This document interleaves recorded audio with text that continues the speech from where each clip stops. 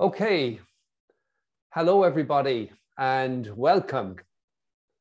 I hope you can all see me. What you won't be able to see just before we start, what you won't be able to see is my guest speaker today that I'll be introducing in a minute, Paddy Moore. And the reason you can't see Paddy is because in the middle of our setup session here for the 15 or 20 minutes before we started, the storm hit Paddy and all the power is gone. He has no power at all, good, bad, or indifferent. So he's got no computer, he's got no internet, he's got no lights, he's got no heat. I hope it's not too cold there, Paddy. I'm surviving, Warwick. So Paddy's actually he's called in on his mobile phone. So that's the way we're going to be working today. So, okay, so let's just get started. So I'd like to welcome you to this webinar called Culture is Not the Office, Attracting and Retaining Top Talent. For those who don't know me, my name is Paddy. I'm the CEO of TTI Success Insights here in Ireland. And my guest speaker today is Paddy Moore, the principal of NeuroCoach. Now, as usual, we have a lot of people on the webinar. And so I've you all muted and I've your videos off. If you've any questions you want to ask, we'll be actually asking you bits and pieces as we go through this. Please use the chat box. So pop messages, pop questions, anything you want, pop in the chat box. And I'll be keeping my eye on it as we go forward. Now, just to get started, Paddy, even though nobody can see you, I'm going to ask you to introduce yourself, and I'm going to pop up a nice picture of you. So the screenshot I've up at the moment, Paddy, is your nice logo and a lovely photo of you and your behavioural and driving force profile. So Paddy, the floor is yours. Great. Good morning, Park, and good morning, everybody, and thanks a million for taking the time to be here today. So I'm sorry that you can't see me and I can't see you. So my name is Paddy Moore. I work as a neurocoach and I specialise in the area of neuro-organisational culture. You're going to hear me talking a lot about trust, psychological safety today, and the important roles that they play within organisations. Paddy, yeah, can you hear me? Paddy, yeah, you need to hold the mic up a little bit and speak a little more slowly. It's getting blurry on me. It's getting blurry. Sorry. Oh, that's sorry. good. That's better. Yeah, that's better. Yeah. Yeah, so I work with organisations, and what I do is I use neuroscience to develop organisations and create healthy, high-performing teams. So looking forward to sharing some information with you today and to answering any questions you have throughout the webinar. Now, interesting, Paddy. Thank you for that. And I thank you for being here today and for talking to us. I want to just read something that Paddy gave me in his profile. Paddy is also a big believer in there is a place for joy in the workplace. Anything you want to say about that, Paddy, before we launch?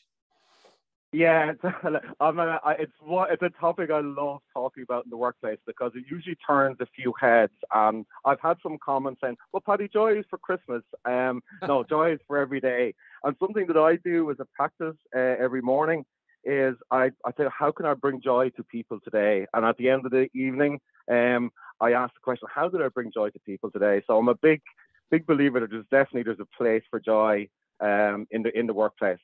Good man. Yeah, well, I look forward to it. So our objective today is to give you an understanding of what culture is and what culture is not, and how to actively build culture. So, I mean, whether you like it or not, you have a culture in your organization. I mean, and you're always going to have a culture. When you have a group of people together, you have a culture. The secret is to actually have the culture that you want and build the culture you want. And that's really what today's talk is about. So, Paddy, off you go. We're all ears. Okay. So, yeah, so I suppose I'd just like to ask a question. Hello? Yeah, we hear you, Paddy. How are you? Yeah, hear me. Yeah. I'd just like to ask a question first. So, do you believe culture is about location? So, if you could just go into chat. So, do you believe that culture is about location? You know, why or why not? So is it about location? Is it about where we do the work? So if you can just type into chat, because we'll throughout the webinar we're going to be looking at. So I'm hearing somebody, Park. You're hearing somebody. Yeah. Yeah. Okay. Okay. I'm just going to check there and see if everybody's muted. Yeah, I see. I think everybody's muted. You still hearing somebody? Yeah, I could. It's someone's having a full blown conversation. So I don't know if it's something to do with Zoom or. But come here, I can. It's okay. I can switch that part of my brain off. Okay. Well, here are the comments that are coming in. Partly, yes, to an extent. Somewhat, no. Culture does not have to be about location, but many still associate it as being so. No, but being together helps build it. And I actually agree with that. I think that's a good point. Somewhat, yeah, but we are still new. I think so. Yeah. Okay. Culture is about how you feel, not about where you are. Okay. So we've some different comments coming in there. Paddy, what do you think of them? Any comments? Yeah, and all extremely relevant, and I agree with all the comments that you've just read out there, Paul, because the office does play a part, but it is more about the people, and that's what we'll delve a little bit deeper into throughout the webinar. Well, let's do your poll, Paddy. I'm going to put up your poll for you, and so I've launched a poll there for everybody. And the poll is a very simple one. It said, does your organization have a defined company culture? Yes or no? And if so, is your company working? I mean, is it alive? Is this culture sort of a vibrant thing that's adding value to it? Any comments on this, Paddy, while people are filling it in? Yeah, because when we look at culture, and like you mentioned this earlier on, Park, like every organization has a culture, but we really need to be intentional about our culture. If we're not intentional about our culture, what can tend to happen is the more dominant or vocal members of our team will create our culture. And from my experience, in some organizations that I've gone into, is where you've got teams of, you've got 5 or 6 teams. There could be different cultures on each team. So, when we look at culture, we really need to be intentional about what is the culture we want to create. Yeah, very good. I'm looking here at the scores. What do you think? Okay, Paddy, I'm going to ask you. I see the last few people are scoring it. I'm going to ask you, Paddy, to guess. What do you think the answer is, or what the percentage is to the first one? Does your organization have a defined company culture? What do you think people are saying? I would say people are probably saying it's probably 60, 70%. Okay, so it's exactly 50-50. Is it? Wow. Okay, yeah. Interesting. Yeah. Exactly 50-50.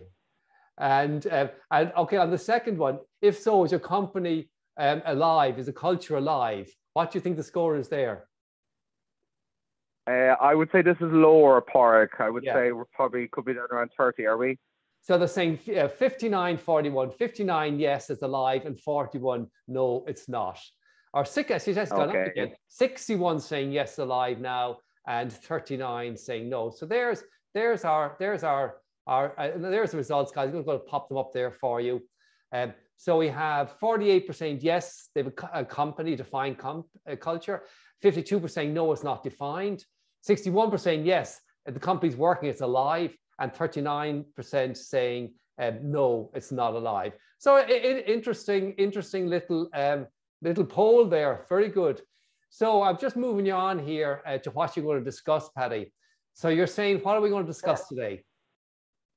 Yeah, so on this webinar, so what we're going to discuss today is I'm going to look at what culture is, why culture is not the office, and why culture drives team retention, and how to create a culture that lasts. Yeah, very good. Yeah. No, very good. I actually, it's interesting because it's not just about building a culture, Paddy, is it? It's about building a culture actually that accomplishes particular objectives, like, for example, retaining the right people or getting the right people to attract other people into the organization because of the kind of culture that's there. Isn't that really what you're looking at? Yeah, and it is, Porrig. And sometimes, you know, sometimes people can have this idea that culture is, I do call it, but it's pink and fluffy, and it's all of us going around giving high fives. You know, that's not what culture is. You know, culture is, you know, it's about these shared habits. It's about, and I'm going to go through that, say, in our next slide as we look at, you know, I'll just flick it up there for you. Your next slide, yeah. Go ahead. So we look at what culture is. So culture is how we do things around here. It's how we get the work done. You know, culture is about shared habits and behaviours which are required for success. So when we look at culture, we really need to look and go, okay, so this is where we're going. How are we going to get there? What's the habits that we need, the shared habits that we need as a team? And what's the behaviours required for us to achieve the success?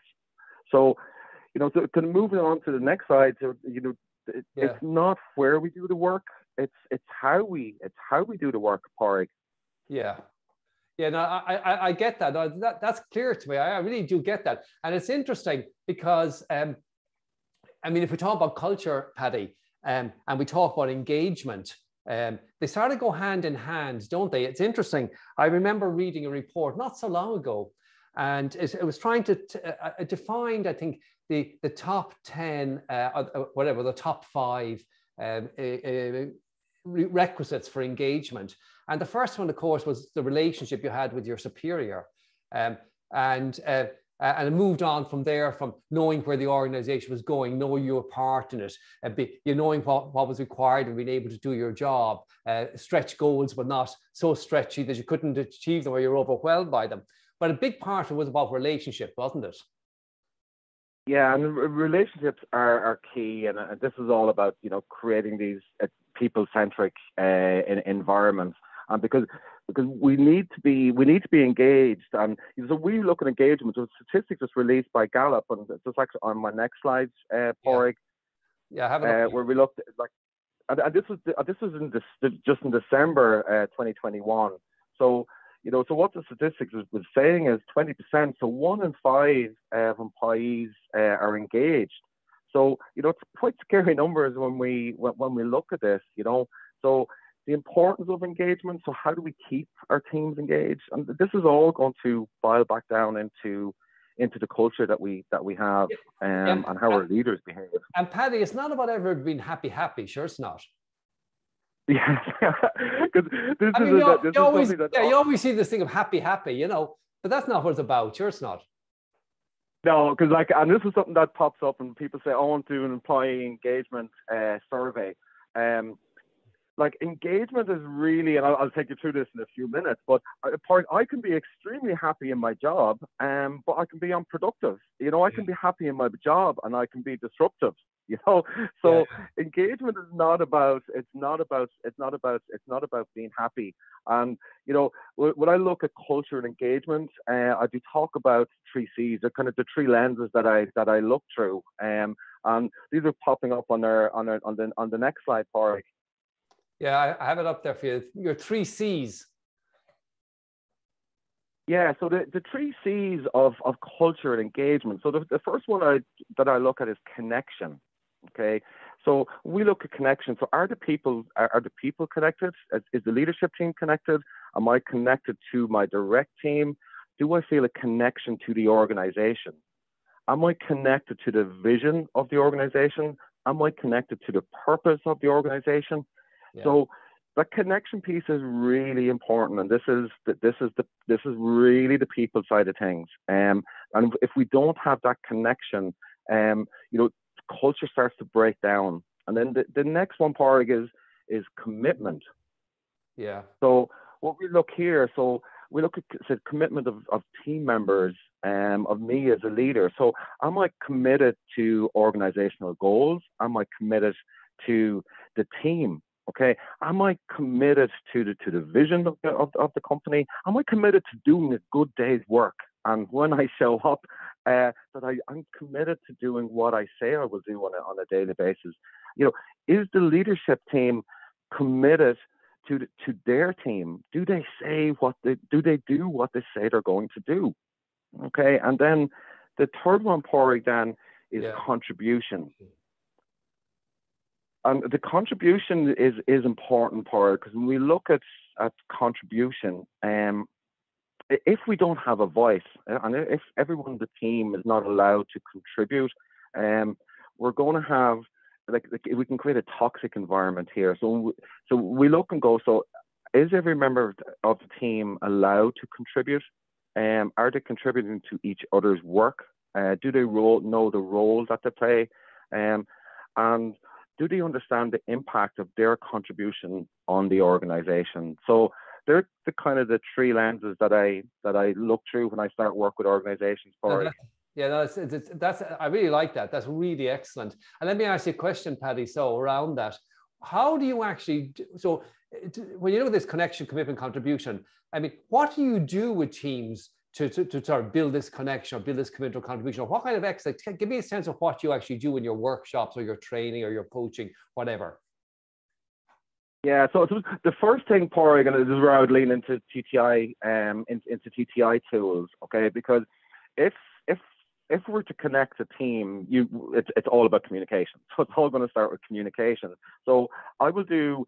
My first step is always to do profiles. So we look at behaviours. We use DISC. We look at driving forces, and we look at competencies. And so what that allows us to do is, okay, so here's Paddy's behavioural style. Here's Paddy's driving forces. This is what brings Paddy into action. And here's Paddy's competencies. And when we do this for each member of the team, and now the team understand, okay, so this is the best way to communicate with Paddy.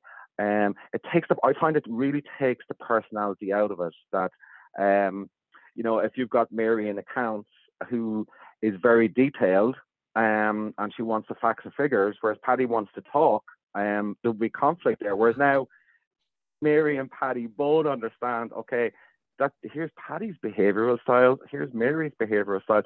Let's adapt. Let's communicate. So, that's always my starting point, Porrig. Yeah, it's interesting, Paddy. I've your behavioural, your team matrix, the behaviour style comparison up here. I was just flicking through the behaviour one, the driving force, and then the combination one. And I want to tell a quick story, if I may. I went into an organisation once, and I was waiting to meet the head of HR, and I was sitting in the lobby. And up in the lobby, these beautiful posters, stuff like posters with the values of the organization and what was important and defining the culture. It was the really beautiful, wonderful things. And I was very, very impressed, genuinely. And the language was good. Somebody put a lot of work into them.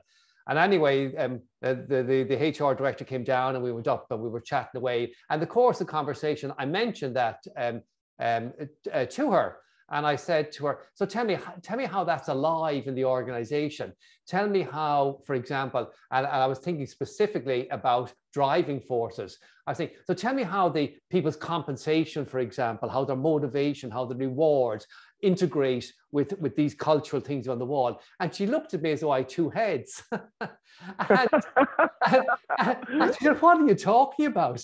And so they were talking about team, and they were talking about collaboration, they were talking about all these, but everyone was rewarded for their individual goals or individual results, and nothing to do with team results, nothing to do with any of these kind of things. And I'm looking there, for example, I've got the driving force one up there on your slide.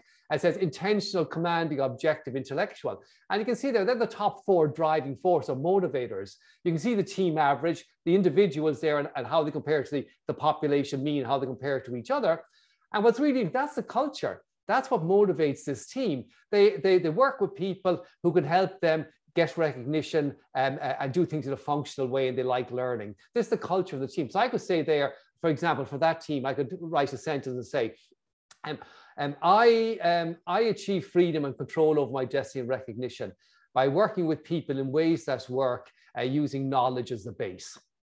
And that would describe the culture of of that team, what motivates them. And I could look at the behaviors, and I could say interaction, people orientation, customer orientation, and versatile. And I could say the culture here is, from a behavioral perspective, is that as a customer focused or as a people focused organization, we interact in effective ways, or we easily versatile, like we can easily move from task to task or person to person to work in effective ways. And so you end up with these definitions of behaviors, driving force, and so on, that really help. And I know you do a lot of that in your work, don't you? Yeah, it's a huge part of my work, and you're really into the understanding here, Pádraig. We're you're getting in deep, and some beautiful conversations come out of these, understanding these reports. Yeah, well, it gives you more data points, doesn't it? And it gives you more information. As you say, it gives you something you can talk about, and a sort of a language that can be discussed. I have your slide up here, the 3 C's of culture and engagement, and you're saying here that 1 in 5 employees experience the 3 C's of culture. Where's that coming from?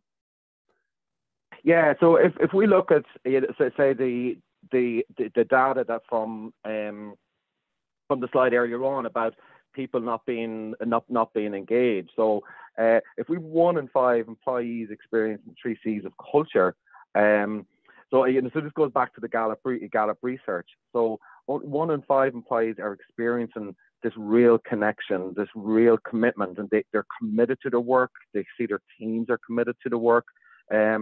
And they're allowed to contribute, and they're seeing the contribution of others.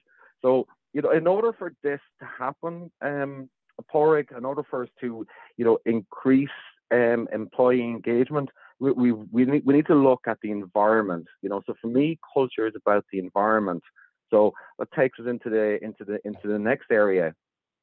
Yeah, that's sort of really interesting. I noticed it here: internal, external, intrinsic, extrinsic motivation. Do you want to talk about that for a moment? Yeah. So when we look, and this is probably the really interesting part about culture for me, that I'm a huge believer. I'm all about connection, and face-to-face connection is important. I'm a fan of hybrid work. But when we look at the office, and if we've got a beautiful office, and when someone walks in, that the office looks amazing, and if there's the snooker tables and the ping pong table, these are all great things to have. So these will motivate us extrinsically. So from the outside, going, oh, this is pretty cool. I kind of refer to as, when we buy a new car, and we get the new car, and you're so looking forward to it, and then we have it and we love it. But about 6 months later, then that kind of wears off. So what tends to happen with the office is it just becomes something that we have. Okay, so it's no longer really motivating us. So what we really need to do from a cultural point of view is to motivate people intrinsically. Okay, so how do we do that? It's having that sense of purpose. It's understanding each other. It's the 3 C's. So leaning into that connection. So do I feel really? Can I go into the office on a Monday, or when I hop on a Zoom call, I feel connected to that person. I'm feeling the commitment from that person. I'm allowed to contribute. So focusing on the extrinsic motivation is important, but I feel the intrinsic motivation, that's where we really need to focus, Pádraig. Yeah, this word belonging. I mean, this notion of belonging, I think, is when I'm looking there at your slide, your connect your team, grow your business, what, where, how, and then why in the core. And this why, when you talk about this why, is this an intrinsic motivator you're talking about? Yeah, so the why is, that's 100%. That's an intrinsic motivator, and the couple of slides from this, we'll talk about the neuroscience of purpose and the neuroscience of our why. But I suppose what we need to do, so say at this point, so we're looking and going, so what and who enables the 3 C's? So we're going to delve just a little bit deeper into the what, where, how, and why. So if we look at the how, Pádraig, so are you on that slide? Yeah. Yeah. Yeah. So we look at the how, and this is really, really important. So how we get things done. So how do we get things done? So what is the mindset? Okay. So have we the right mindsets to achieve the success? Have we the right behaviours to achieve our goals? Have we defined these? Are people aware of these? So what's the activities that we need to be involved in? Okay, to achieve our goals, and what's the processes? So when we look at the how, a lot of the how is the mindsets, the behaviours, how we're getting on together. And even, we look at culture from a leadership point of view. Culture is the way that the leaders listen or don't listen. Yeah. It's how are our meetings run? Yeah. That's always when I go into an organization, it's always, I can, within 10 minutes of a meeting, I know it gives me an idea of the culture. If there's a structure around this meeting, or are we just going with the flow? Because if that's happening in a meeting, if we're going with the flow, you can be guaranteed that's happening right across the organization. Yeah, interesting observation. Okay, the where we get things done. This is very topical, isn't it? Yeah, so I suppose this is, this is the big topic at the moment. So the where we get things done. So yeah, it can be the office, it can be home, or this mixture of hybrid. So when we think about that, so where we get things done, and again, there's some really nice research here, and and especially for leaders to be aware of, that the research is telling us that a third of people want to be in the office, another third want hybrid, and another third want to be at home. Okay, so if I'm productive at home, and I've been productive at home for the last 2 years, and I don't want to go back to the office, and if I'm forced back to the office, okay, so what's happening here then from a brain point of view, Pádraig, is and now my brain is going into this threat state. So I'm being treated unfairly. Okay, they don't trust me, and now I'm not doing my best work. So whatever has happened in the world in the last 2 years, like this is a conversation the organizations need to have. So do we work? Are you happy to work from home? And if you've been productive over the last 2 years, let's work with you on that. If it's hybrid that you want, let's work with you on that. And if you want to be back in the office, of course you're more than welcome to be back in the office.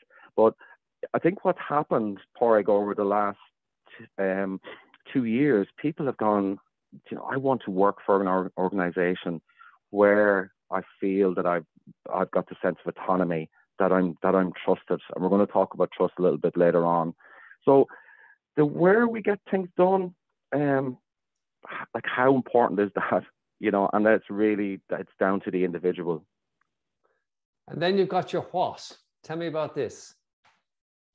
Yeah, so when we look at the what of getting things done, so this is where we really need to be taking a step back and going, okay, so what supports the work? Okay, what enables the behavior? Okay, so you mentioned earlier on that you went into that organization, and I like to see this as well. You go in, you see these beautiful words up on the wall, and I do ask the question, what's the behavior that goes behind? So say we see some common words, say like respect. So what does that mean? What does that behavior look like within the organization? Is it coming from the top? Is it working between leadership and between leaders in their team? And what makes a team efficient and effective? So these are all questions that we need to be sitting back and asking ourselves.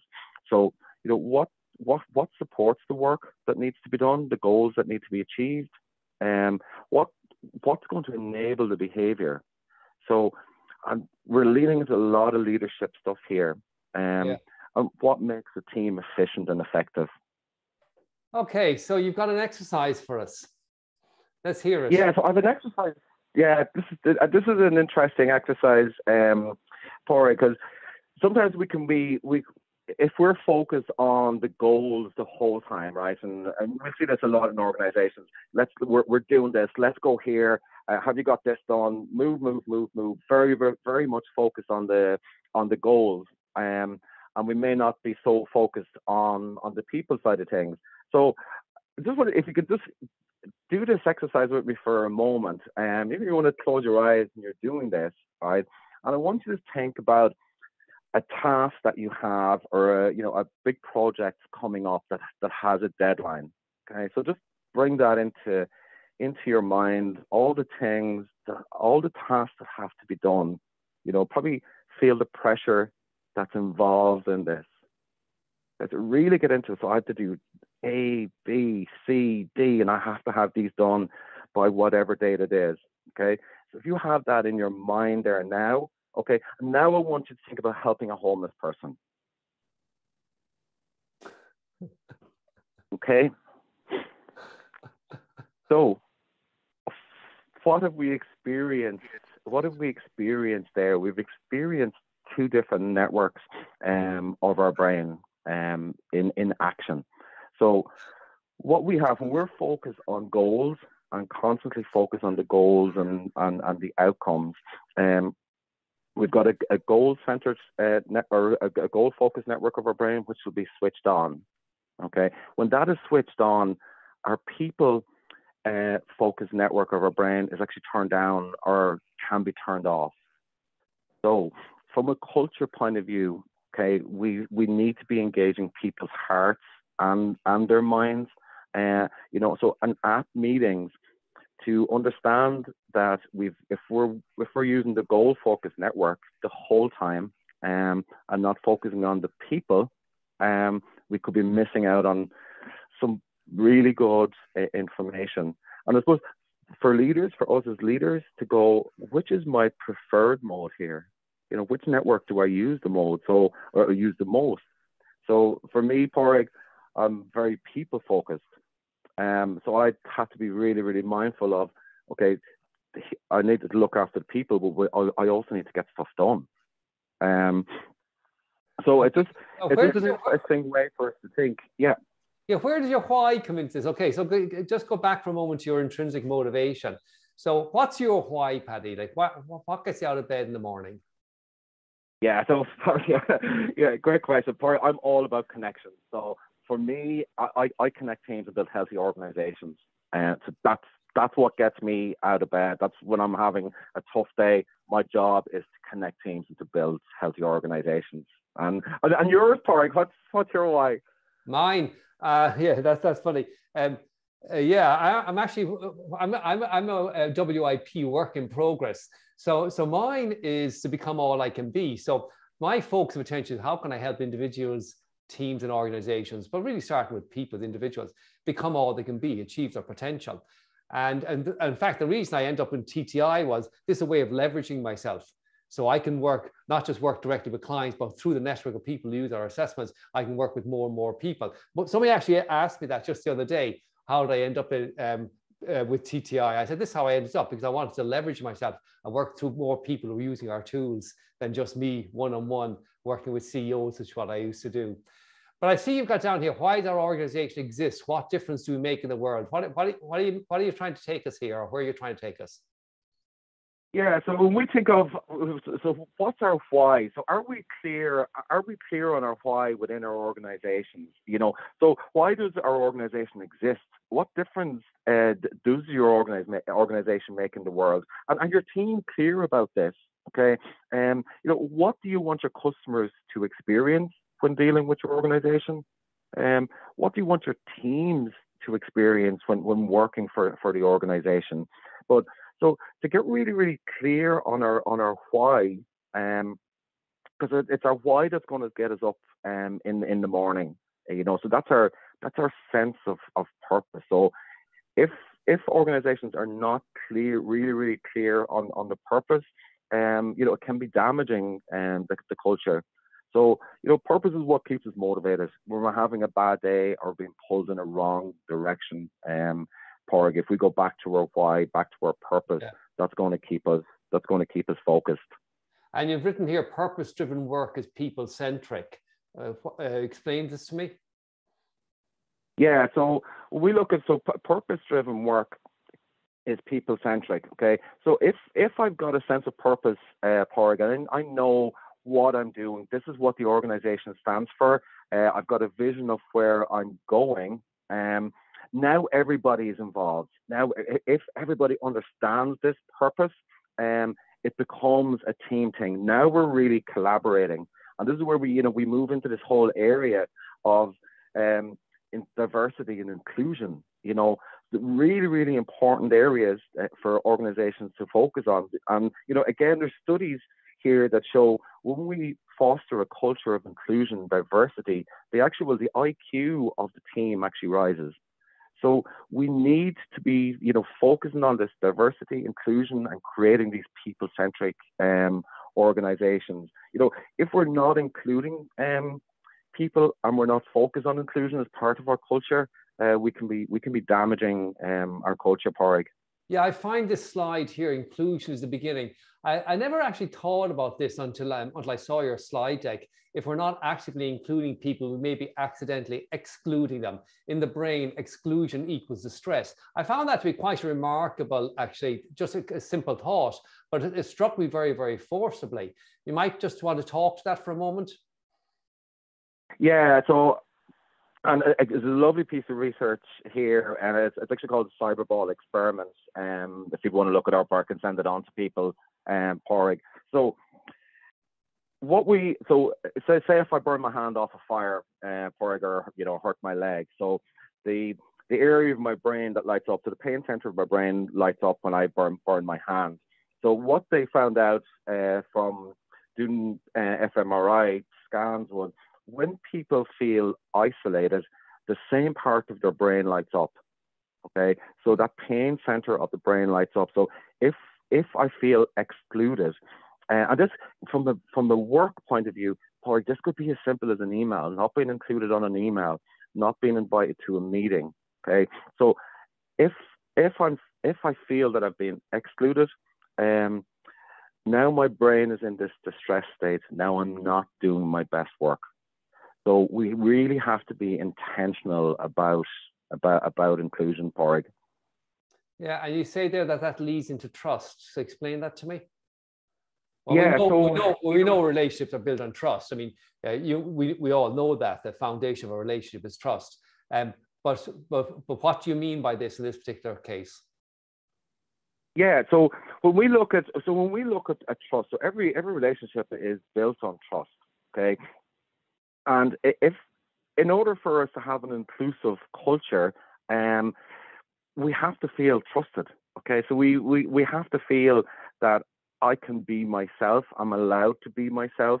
Because if we can't be our authentic selves, Porg, we're showing up for someone else. That's using up a lot of brain energy. So we need to look at trust. And go, so is trust the office? Trust is not the office. Trust is built in the small moments. Trust is built through this conversation that I'm having over the phone with you on Zoom now. Yeah. So when we look at building trust, and we look at it from a neuroscience point of view, there's 4 areas that I look at, Porg. So this is a slide with culture, trust, and psychological safety. Yeah. Yeah. So what we're looking at here, so we're not living in the 1970s, 1980s anymore. People bring their heart and their brains to work.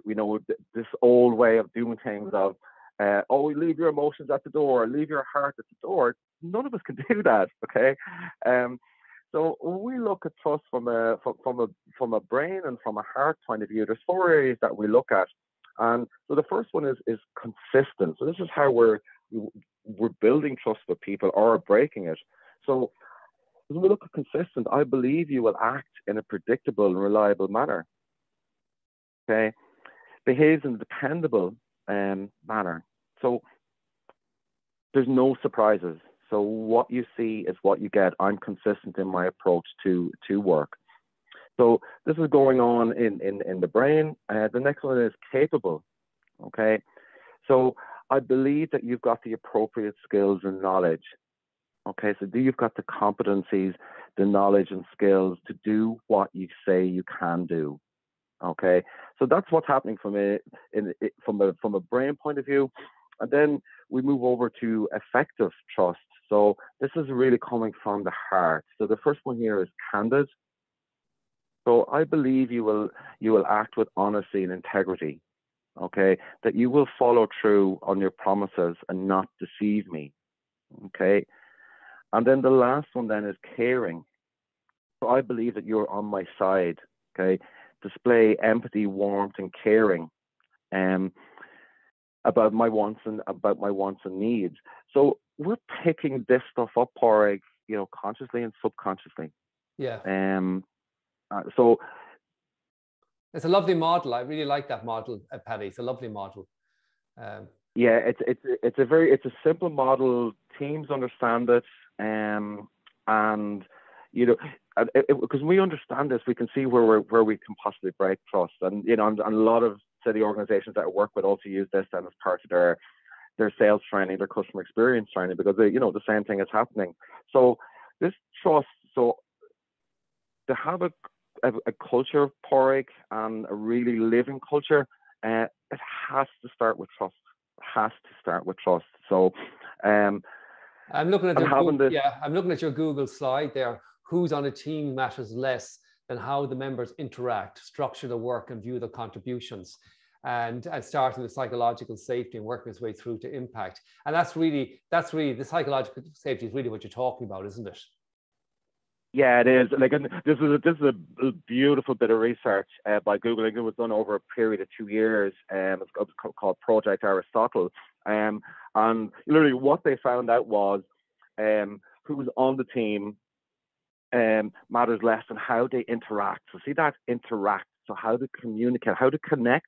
Okay, how they structure their work. So here's your commitment and how you view their contributions. So you can see the 3 C's coming into play here. So I suppose in essence what they're saying here is, if I've got 10 people on the team and 5 people have got PhDs and the other 5 people have got masters, it does not say that team is going to perform well, because it's all down to absolutely. the communication. And I love the model. I love the model of 1 to 5: psychological safety, dependability, structure. It's very, very, I'd never seen that before. It's the first time I saw it when you sent the slide over to me. It's a very, very nice slide, isn't it? Yeah, it really is. And when teams see that, and there's so much research behind this, that,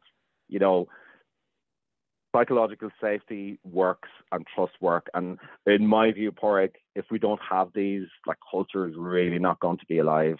We have to be working on them. Yeah, it's interesting, Paddy, this, that we have this people first movement in TTI. And the concept is really simple. And actually, let me ask everybody, just think about this for a moment. If anybody's watched other webinars that we've had, may have seen me say this before, but it really struck me.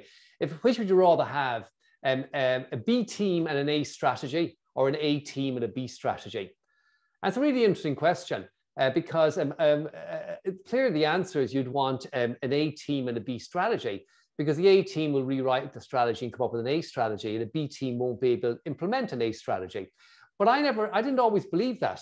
I used to actually believe that it was all over here, it was all very hard. I moved from the investment world into consulting in the area of strategy, and eventually ended up with this thing of people, and realizing that, in fact, it was the people that actually mattered. And they say that, if you move the people, you can move the needle. And not everybody believes that.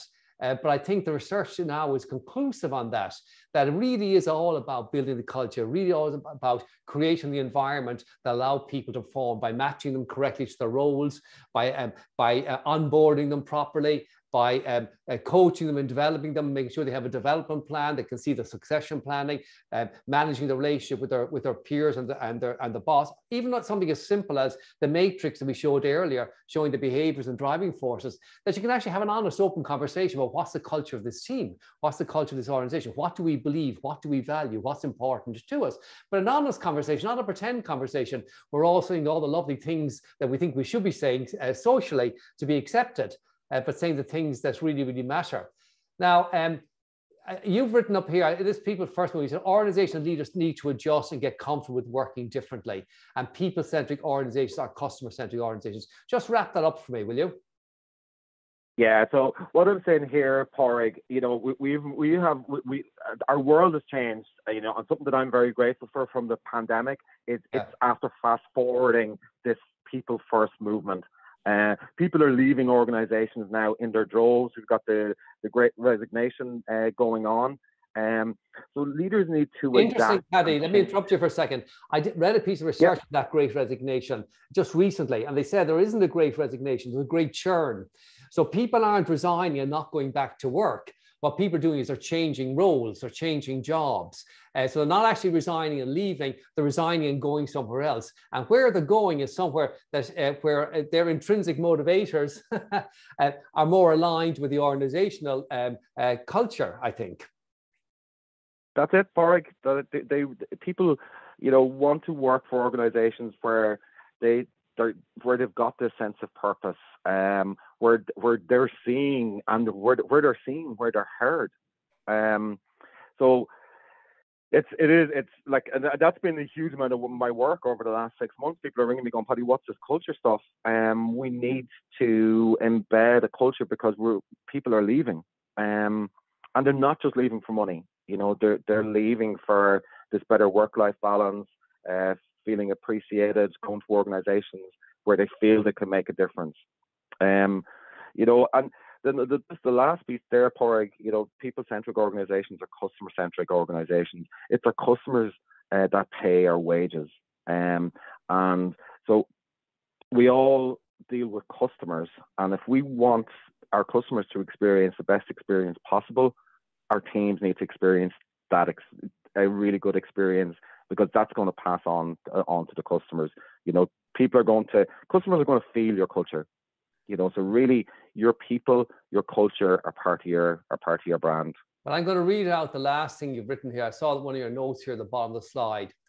You said culture is about people, how we experience each other, how we work together to achieve shared goals. It's a key part in how our customers experience our brand. It's essential when it comes to people retention. When we know where we're going together and have a real sense of belonging, when trust is present, people will stay. And in fact, they will not only stay, they will invite their friends to come and join that company, as they have a sense that we're in this together. And I really, really like that. Really nice way of finishing up, Paddy. So thank you very much, Paddy. We're bang on. We're 30 seconds from the hour. So we're going to do a quick, you couldn't have made this up. All things considered, that you can't see anything, and we're improvising and moving the slides and all that kind of good stuff.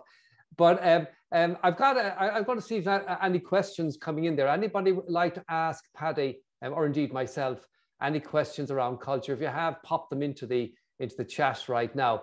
I've one question to ask you, Paddy, just to see if anybody else comes in. I know that you came out of the world of sales and business development. That's where you came from originally. Tell me very quickly, how did you move from there to here? I mean, you've moved a long way, you know, where you're out there now working on teams and using psychometrics and whatever. That's a long, long way away from where you were when I first met you. Do you want to quickly tell us why you moved and what helped you get there? Yeah, so I haven't worked in sales and business development for a number of years, and then, you know, managing sales teams. And what I found was, you know, so say from using TTI's tools and the power of coaching, that I was able to get extremely good results from the teams that I was managing. And my motivation then was, actually, I want to do this for more companies. So that's why I left my job after 15 years, an amazing company that I worked for, and set up my own company in the middle of the pandemic. And it's because I just want to do this work at a much larger scale, Porrig. Yeah, it's interesting, Paddy. I'm going to tell you one quick story. I worked, I still coach. I don't do too much coaching or mentoring anymore, but I still do some, typically with CEOs. And one particular organization I worked with, and it was hilarious. You couldn't make it up. they had these stated values. And you talked about going in and experiencing a meeting. You could sit in that organization for 30 seconds, not even a minute, and you could feel the culture, and it had nothing to do with what they said. And it was interesting to see how when things went pear-shaped in the pandemic, how people left them in droves, just left them. There was no loyalty to the organization. There was no sense of, you talk about togetherness, no sense of belonging, no sense of a shared effort. And even right down to, and I remember the time, even right down to looking at the organization, that the purpose, the stated purpose, the goals, the objective, what they were trying to do, and what we knew that the ownership and the leadership of the organization were trying to do were completely different things. And of course, the whole team knew it. The whole organization, everybody in the organization knew what the guys were really about, as opposed to what they were saying they were about. So this thing of trust, of honesty, that little model you had of the cognitive and the brain and the heart and the 4 steps and the trust, that's really, really important, isn't it? Yeah, it's so important, Barry, because it's one of the things that, you know, frustrates me is when I do go into an organization, I see all these wonderful words that are just words, and the me nodding to people. And, you know, and what's happening is in people's brains, if these great words are on a wall, and then a leader or the company is not doing what they say we're going to do, then they're going, hang on, I can't trust you. Yeah. And then they're gone. Then they leave. Yeah, one of the biggest problems, clearly, one of the biggest problems, Paddy, is the top of the pile. And an interesting question here from Grania. How do you convince the CEO who's resistant to changing towards his people culture? And so it is a real problem.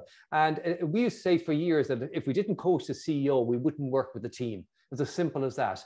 Because if the CEO wasn't up for it and didn't genuinely believe in this and didn't genuinely want to change their own behaviours and raise their own EQ and so on and so forth, become more effective as a leader, develop those leadership competencies of personal accountability, interpersonal skills, goal achievement, persuasion. If they weren't willing to do these things, there was no point working with the team because everybody knew it was just, it wasn't real.